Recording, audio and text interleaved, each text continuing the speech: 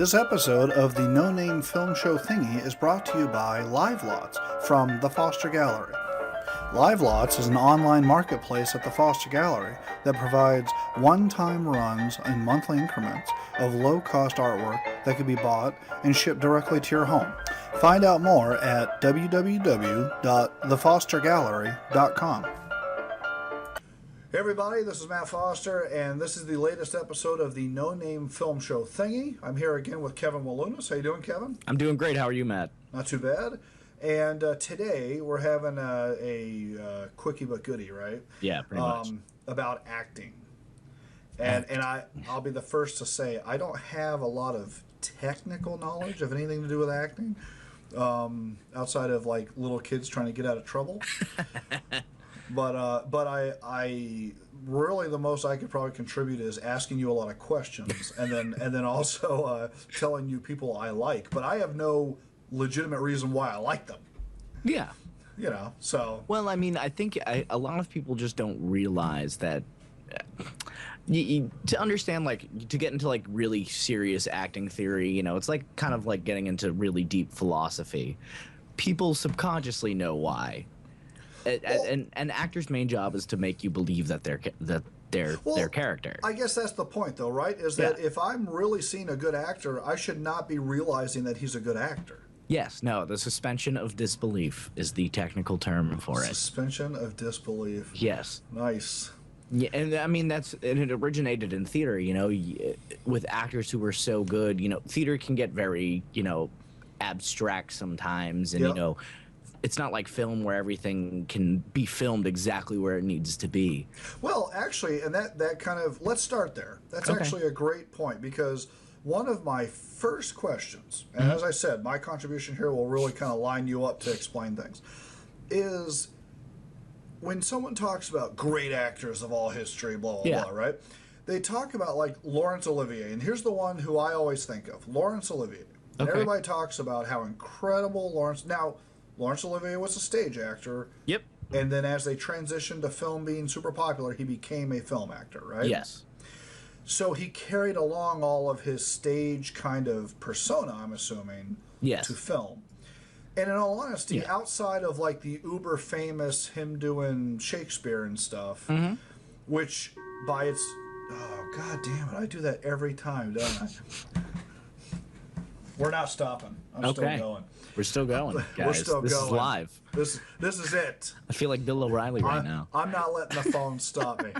I'm going to pose the question and then go unplug the phone. Yeah. So in his case, people talk about him being one of the greatest, you know, actors of all time. That's what I've heard, at least. But if someone today was watching him on film, not knowing that he was a stage actor, you're kind of like, wow, he's super dramatic, like, you know, mega dramatic. Is that a caveat that we give him because we knew he was a stage actor? Kind of. I mean, his generation of film actor, you know, a lot of them are coming from the stage. Okay. The thing is, when you act for the stage, you have to be bigger. You dramatically have to be bigger. It's because you're trying to convey your emotion to a house. Right. You know? So you have people in the back row who need to understand how you're feeling. Right. So you got to literally, and as you can tell, like, I'm theatrically trained by how big my arm motions are now. Right. But you know, you really are kind of throwing it into the back of the house. Whereas film, you can kind of like focus on an eye twitch if you really wanted to, because you have that ability to frame your shot. You have the ability to make the audience just look at this. You know, also acting on stage, you don't have that ability. You have to make your action and your lines and how you portray your whole character interesting enough that the audience actually has to shift their head and look at you. So let me ask you this. Is there a term, like, are there actors today that kind of still utilize the stage acting sensibilities on film as their thing? I mean, kind of. You can see it. That's more of. I think it's more of gone to directors now. Oh, okay. For more stage influence kind of stuff. You have a lot of people who just go straight into film now. It's not like the old days. Right. And, you know, necessarily people who act in film can't necessarily do theater, whereas people who do theater can usually act in film. So let me bring up a name that I think of as a stage actor who does film. Kevin Kline. Okay. I mean, the first time I ever saw him was Pirates of Penzance. Yes. And he was Classic. fantastic. And as a kid, I was like, who is that dude, right? And in all honesty, if you watch him in Fish Called Wanda, he's the most exaggerated character in the whole movie. Yeah. Outside of maybe Michael Palin, you know? Yeah. But like, if you were sitting there being judgy about the acting of Fish Called Wanda, he's the guy who's the obvious, oh, he did stage. Yeah. I mean, because he's kind of over, you know, his facial expressions, his, you know, the parts where someone's, you know, reacting crazily. He's the guy that's like over the top reacting crazily. You know? Yes. And you can see him in a couple movies where he does that. Like, I don't know if you ever seen that Love You to Death. Yep. Which is a great movie, in my opinion. I love that movie. Yeah, no, that is a great movie. But he also kind of overdoes the Italian accent, overdoes things a little bit, you know? Yeah, I mean that's kind of the double-edged sword of being theatrically trained. Is sometimes when you're on film, you think you've toned it down, but you're still up there. You're still up there. Yeah. I mean, that's cool. Yeah, no, it's really it's a very fine line, and then you have all these different acting schools and acting theories that you can come from theater, that there really aren't that you can still use aspects of the acting theory that they have for theater in film, but not really. I mean, there are a few acting theories out there that kind of work for both, but they're very few and far between, and most people are familiar with the method. Or method acting. Is that actually what it's called? The method? The method, yes. Lee Strasberg invented it. It's the American when was method. That was like in the early, what?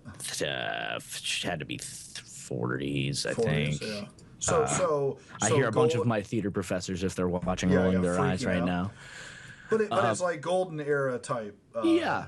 I mean, a lot of who's who today for older actors. Method. I wasn't that far off. 31. A lot of kind of guys. Yeah, a lot of actors who are now very big and who are considered, you know, Hollywood golden people. Meryl Streep, Heath Ledger before he died for Dark Knight.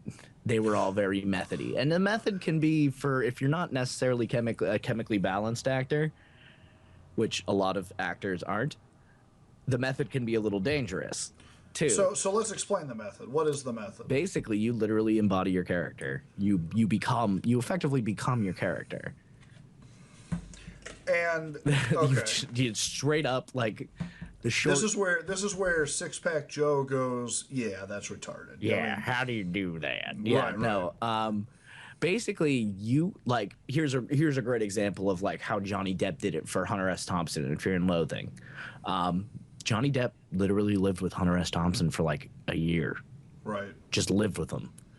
And you literally kind of, it's a mix of physical and mental kind of thinking. Whereas, you know, some of the other techniques, you kind of use your own emotions in place.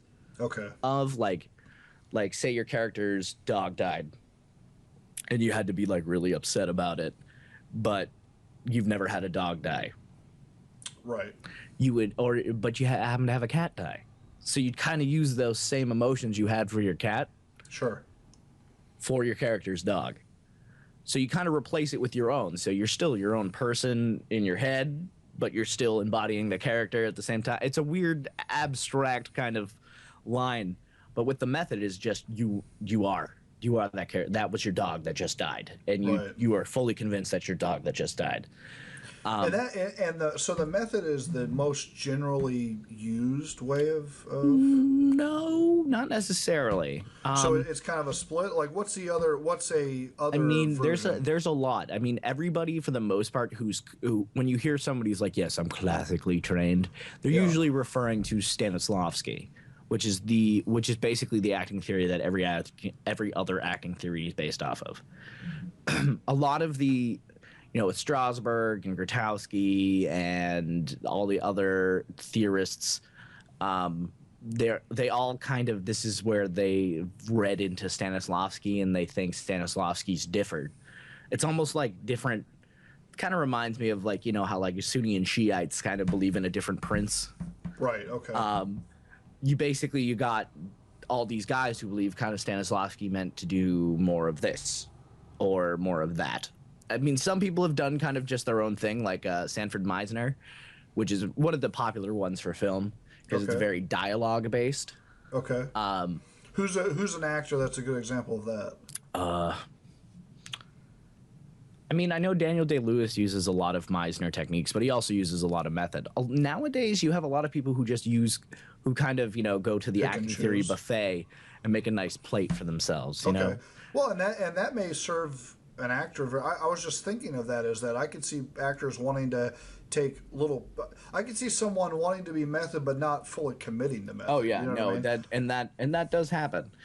And sometimes you have people who overcommit to method, or they're just not mentally strong enough to handle method if they're playing a dark character, which is kind of what happened to Heath Ledger. Yeah. You know. Yeah. Well, I remember the famous. It was famous to me. Maybe I just read it somewhere, but where he was talked to by Jack Nicholson. Yeah, I know exactly what you're talking about. Yeah, and saying that, you know, you could really get lost in the character. Yeah, no, and after he was asked, he's like, he just went too deep into it, you know, and they found journals of him writing in character, which is a normal acting exercise, but you know, if you're not careful, you can get really dark depending on the character you're playing. Yeah, huh? You know, you should basically, as one of my acting professors, Kate Amory, once, you know, said, basically you should be able to, you know, she used Ophelia and Hamlet as an example. You know, you should be able to basically throw yourself off of a bridge and drown you, go home, take a shower, and then take care of your kids and make dinner. You know what I'm saying? It shouldn't be something you have to carry for the rest of your day. Right, right. So that's really what a lot of the more like you become your character ones kind of focus on, is kind of just the shaking it off of the end, you know? So let me ask you this: if you have it's the phone, man. It's the phone, man. It's gonna haunt us. Is there a good example of a guy today or an actor today who totally does not use method and uses purely like turn off, turn on type? You know, literally. I mean, and part of me. I don't want to mischaracterize, but part of me is kind of like, yeah, I just do it for the paycheck, and then when I go home, I'm good to go. You know, that kind of thing. Yeah, no, I mean, for people who consider themselves, you know, serious artists and serious actors, you know, a lot of them aren't phoning it in for a paycheck. Right. You know, for a lot of the great performances take a lot of great work. I mean, I have a feeling. Personally, I think Alec Baldwin does it a lot. He's really good for a few minutes. Yeah, you know, and then turns it off. And then he seems like one of those guys. I find a lot of people who are very comedic actors can do when they go into the serious roles, can kind of tend to do that. Robin Williams is a great example too. And it's usually people who are very physical too, I find, on average. Yeah.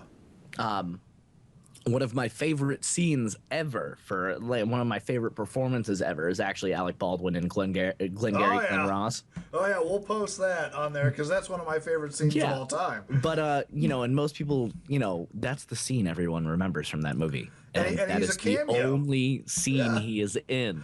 It's a total cameo, and by the way, it's not exactly a schmuck acting group there. I mean, that's all bigwigs. Well, I mean, for that play with, you've got it's a play too. Most people don't realize it's a stage play, but it's one of my favorite performances, and he's just perfect in it. You know, that's great. That is a fantastic scene. It really is. Let me ask. Go ahead. Go ahead. Well, I was going to ask. So, another question I had, and thinking of that scene, kind of prompted me to this. Yeah. When we talk about great actors, and one of my disses about modern cinema, but some of this is more to do with TV than it is to do with movies, is there's a sensibility to some people, and I'll admit I'm one of these people, that some actors, and again, we're not talking the Alec Baldwins, we're talking just average, you know. Yeah. That it's more about the directing and the editing and the rather than them being performers that are forced to do a a good job in the first take type thing. I get this suspicion, and maybe it's unfair, that there's a lot of actors that, they're pretty, they look good in the shirt, and because of that, we're going to edit them into being a good actor. Does that happen? Oh, yeah, no, that definitely happens. Okay. It's usually something you don't realize till, I mean, it really depends on the director, too, but it's sometimes one of those things you might not notice till post-production time. Yeah. You know? But there's a lot of actors out there who've, because they're good looking, have gotten cast in things over people who probably could have performed it better. Right. Which is too bad. Which is, but I mean, that's also an argument for, problems with, studios stepping in for stuff. And right.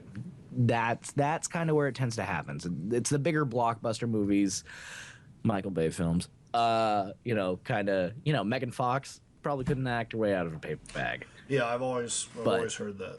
For Transformers, she's perfect. You know what I'm saying? Like, she didn't need to act. No, I mean, what was there to really act? She's got to run. Yeah, right. That's about it. Yeah, and all the close-ups. That's basically what it was. Yeah. And just close-ups of just, now let me ask. Maybe this is an unfair thing. Is that true for every model turned actress type thing? No. I don't think for all of them. Because didn't they replace her with a model? Yes. In the last one? Yeah. Yeah, no, I mean, it really just all kind of depends on who it is. And I I know a lot of girls who are models who have had acting training. Yeah. What about, I'll tell you one of the girls that, and I don't even really find her to be the most attractive model I've ever seen, but I do love the movie she's in, is the Mila, the girl that was in The Fifth Element and... Oh, Mila Jovovich? Yeah. Yeah, she's actually she's not a bad actress at all. I think she's gotten better after a while. I mean, Fifth Element was awesome, but, she can kind of play around with that. And the Resident Evils, say what you will. But, I mean, she's been in some very, very good movies. I thought she was actually really good in The Fourth Kind. I don't know if you ever... I don't think... Oh, yeah. No, I did see that. That's the Aliens movie, yeah, right? That's the one that takes place in, Alaska. Yeah. It's kind of like a now version of Communion almost, Yeah. Oh, and I forgot she's in Zoolander. Oh, yeah. She's great in Zoolander, yeah. Yeah, Well, and I'd always heard that she kind of got her break in it because she was married to, what's his name? The director of Fifth Element. Yeah, was it the same director? I think. Yeah, no, you're right. Because she was in The Messenger, and that was his movie also. Why can I not remember his name? He's the French guy. Yeah. He's actually great. I love his movies. No, he's really good, but, Mila Jovovich is one of those examples of somebody who, might come from a different background. But, models do have to take directions from photographers and stuff like that, so it's really not that much different. Plus, with film, it's not like theater where you can just take... goes back to my argument that just because you can act in a movie doesn't mean you can act on stage. Gotcha. You can you do a shot, she does the line falls flat, I can yell cut, coach her through it right then and there for that one line. Gotcha. Or those two lines or that one monologue, and then film it directly out the gate. Coaching her, so it's awesome. You always see those clips of like Burt Reynolds and stuff where he's doing the same line 20 times in a row. Yeah, and they're literally just there's barely any break. I always feel bad because that poor sucker editing that's going to have to find this microscopic break in it before he starts the next version of it. Oh yeah, just it can be a pain in the butt. You got to always make sure there's enough of a gap for an editor when there's something like that. But you also got to think. That editor and the director, they have to go sit down and watch the dailies. They watch every shot they filmed that day. Yeah, that's got to So they have to watch the same monologue over and over and over and over again to figure out. It's like, okay, well, I think shot 3 was the best. We'll use that one. And if not, we can use 4 or 7, Right. And really, it can be tedious. Oh, I bet. Oh, I bet. Yeah. That's why making a movie is really hard, guys. Yeah, that's right. It's not all rock star stuff. Nope, Right? it is not at all. I always joke, making movies, working on films, must be so much fun. You guys must just meet famous people all the time. It's like I'm working 19 and a half hour days, Yeah. with 3 hours of sleep. Well, Like, that's the same thing right now with the video game industry. I just want to get in and make video games. That doesn't mean you play video games. Yeah, no. That means you make video games. yeah, no, I mean the video game industry and the film industry, for the amount of work for at least the production people. See, I wish I was an actor. This is one of those things that I really wish I pursued acting and was phenomenal at it, because actors will show up on set. Not saying that an actor's job isn't hard, but Yeah. they show up on set. Somebody drives them there. Somebody Right. feeds them. Somebody clothes them. Somebody tells them what to wear. Somebody tells them what to say. Really, they just have to show up and talk. Yeah. Yeah. I mean, I know a lot of actors who just kind of treat it. It's just like, I just got to show up and talk and be that character, and then some. It's just different processes for different people. Oh yeah. Yeah. But So if I asked you, as of like with the lineup that's coming out this year, who's an actor to watch for acting chops? Like, who would you like? You know what I mean? I mean, honestly, right now, I was just blown away by Kevin Costner's performance in Superman. Oh yeah, no, Yeah, that was good. strongly, I will say he kind of stole the movie. Him and actually Russell Crowe. I was just gonna say, I actually like Russell Crowe a lot too in that. Yeah. Oh, you still there? You froze up for a second. Yeah, no, Kevin Costner. I won't ruin anything for the movie for those of you who haven't seen it, but there are a few great, really, really great moments with Kevin Costner. Yeah, and they're mostly nonverbal moments, which are the parts I like. They're it's him. I'm not okay. I can't really ruin anything for any of our viewers because it's a good movie. Go see it. It's really long. I'll say something that's more general about Kevin Costner is I like how he's kind of transitioned into the everyman role. Yes, no, he really has. Especially from his whole. I mean, his older movies and stuff, but right. Dances with Wolves. He's kind of moved from that to exactly this, from being like a hero type guy to more of like the common man kind of playing the down and out sheriff or the whatever. You know what I mean? Yeah. Instead of being a hero guy. I mean, I really enjoyed him in The Guardian too. Yeah. Like even though Ashton Kutcher was in it, Ashton Kutcher's not even bad in that movie. But he's very hot or cold as an actor, though, right? Yeah, yeah. No, he's. But he's another model that turned into an actor. Yes, exactly. But we'll see. Actually, I feel like Ashton Kutcher's about to go on a golden streak. Oh, really? Yeah, because he's got that new Steve Jobs movie coming out. Now I heard it was a stinker, though. I haven't heard just yet. Oh, really? Yeah, but we'll see. Well, and that's probably all the tech blogs telling me that's a stinker. Yeah, no, right now on IMDb, I think it's got like, a 5 or something like that. Really? Did it come out? Wow. I don't even know. It's out at the film festivals and stuff. I don't think it's out public release yet.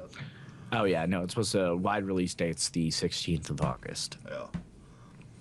But, we'll see. But, I think it's just a lot of hate just because of Ashton Kutcher and who he is, Yeah.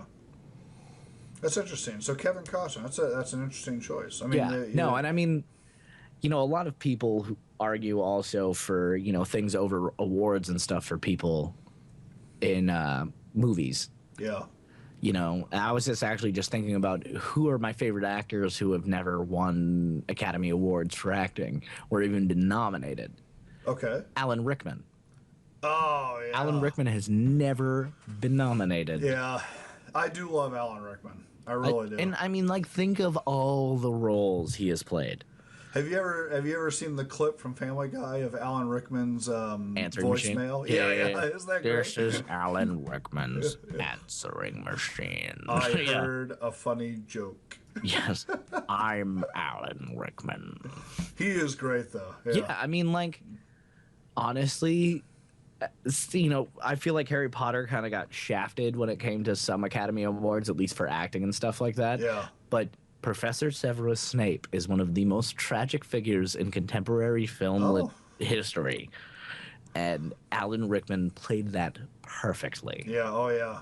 He was fantastic in that. He's also done a lot of serious films that don't really yeah. make the light of day as far as popularity goes.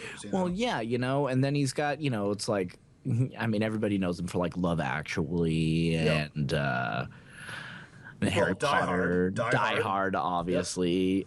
Galaxy Quest, I thought was a great movie. Yeah. But like honestly, like some of his favorite roles for me, like I love him as the voice of Marvin in The Hitchhiker's Guide to the Galaxy. Yes, stuff great. like that. Even his smaller stuff, he just makes a movie better. So let me ask you from our conversation about actors and acting chops, Alan Rickman as a actor, right?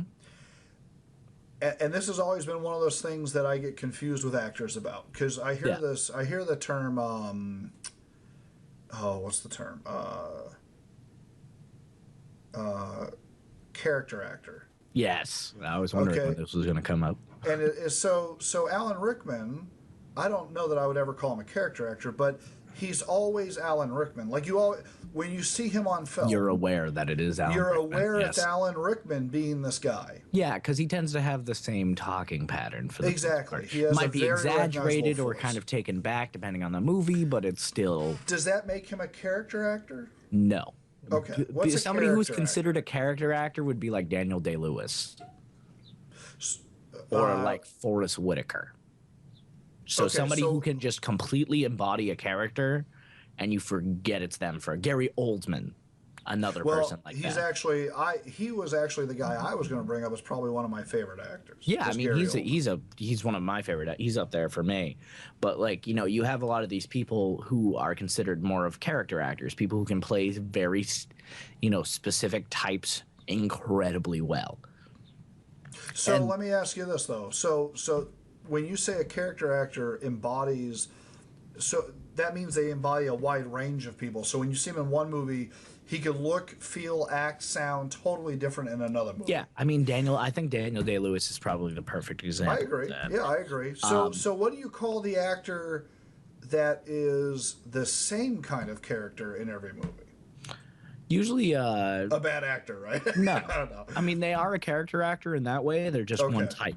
Oh, I see. Okay, because when I was a kid, my parents would say character actor. It was usually pointing at the guy who always played the salesman, or always played the commercial guy. And that's more of the contempt. Like that's more of a older. Like when you say character actor in theater and stuff, that usually means they can play like their range is about yay big. That's but what they can play that range like nobody else's business. Exactly. When people say I need a door-to-door salesman, they think of this guy. Yeah.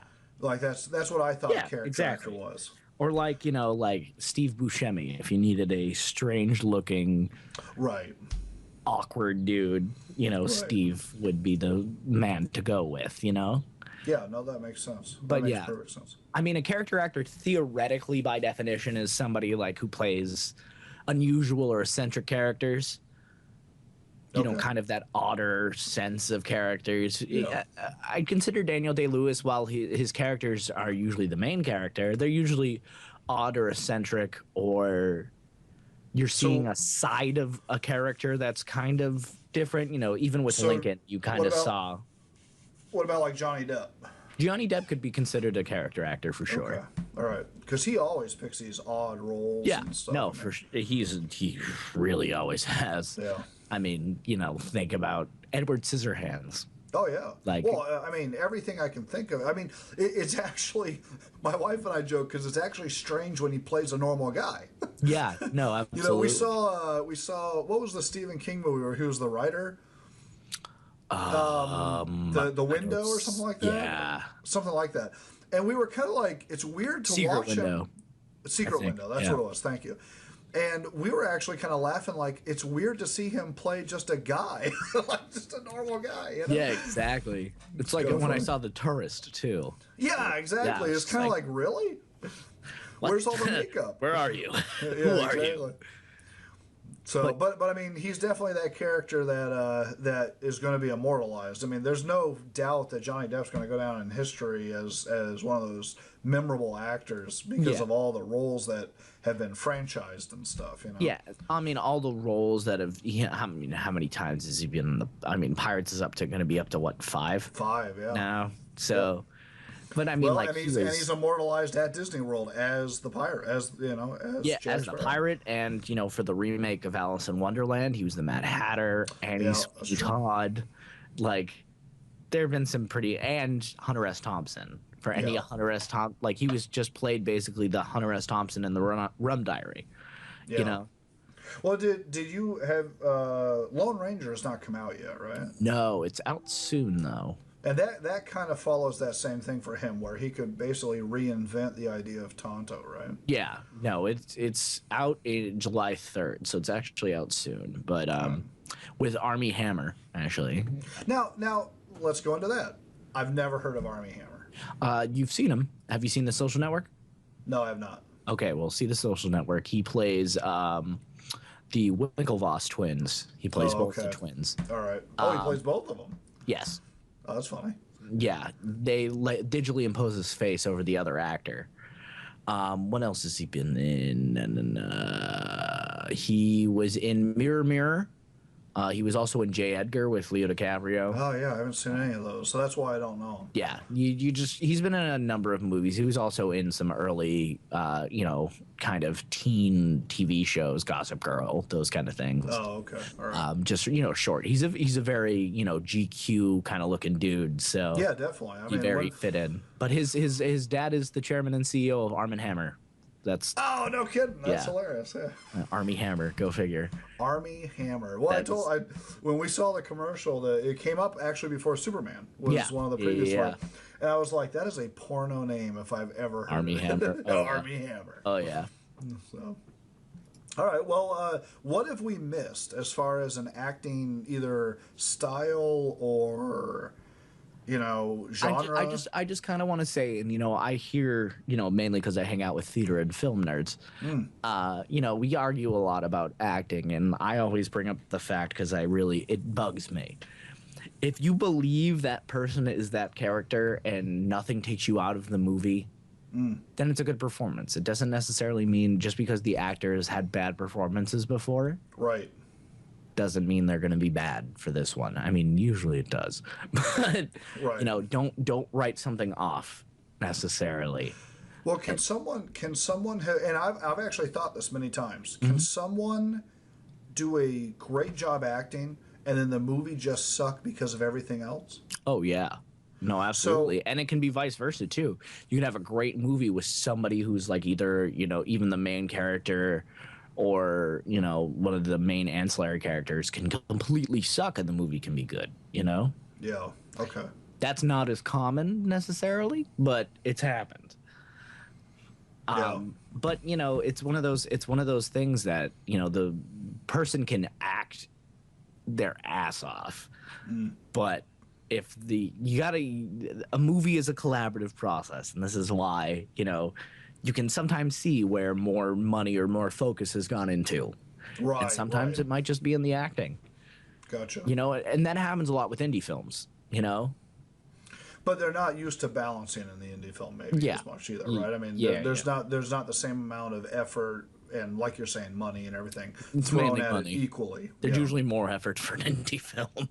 Gotcha. But yeah, that's good. That's interesting. I mean, so that's basically everything, I think, right? I mean, so we've covered a couple of different kinds of acting stuff. I personally think acting is one of those things we could talk about for hours and hours and hours and hours. And I mean, it's just so open ended, and it's just so. It really just depends on what you like and what you think is believable. Yeah. Basically, actors are paid liars. I think that's one of the best ways to. They're paid liars. They are. Yeah. That's their job, is to lie to you. I it's think just funny Picasso with the said it best. Art is a lie that tells the truth. That's right. That's exactly right. So one of the best Picasso quotes. Now he's the most quoted guy on the planet, right? Oh yeah. Outside of Einstein. Yeah. And one of his best quotes was, "Computers are useless because they only provide answers, not questions." And that's a great quote. Yeah, yeah. No, that is a very, very good quote. Yeah. So, okay, well, good. I mean, we kind of had to do a truncated edition today because I'm on a tight timeline. But no, that was a great conversation about actors. I think we will be revisiting the actor conversation. For sure. And I might say that we even do it based on like maybe genres, because I could easily have a conversation about just actors in science fiction. Oh yeah, same here. Yeah, or in drama. Like I think that one of the things that I'm always very careful about with like my wife and stuff is trying to make sure that I'm not knocking an actor doing a good job in like a chick flick. Yeah. Just because I'm not into chick flicks. Yeah, exactly. I mean, one side of it's a paycheck anyways, and there are people that connect with those movies, but also there's something to be said for someone that goes outside of their normal genre of what they want to be known for and still do a bang up job. You know? Yeah, exactly. So that's just professionalism at that point, you know? Yeah. So, great. Okay. Well, I will definitely be posting in the show notes the Glengarry Glen Ross scene. Yes, please do. And I will put in I will put in my favorite Alan Rickman reference of Family Guy. Good. For people. Good. What else should I put? If you think of anything else, text me and I'll post other stuff absolutely. Too. So, all right, good. Well, thank you very much. Well, thank you, Matt. And until next time. Until next time. All right, I'll talk to you later. Later. Thanks. See you.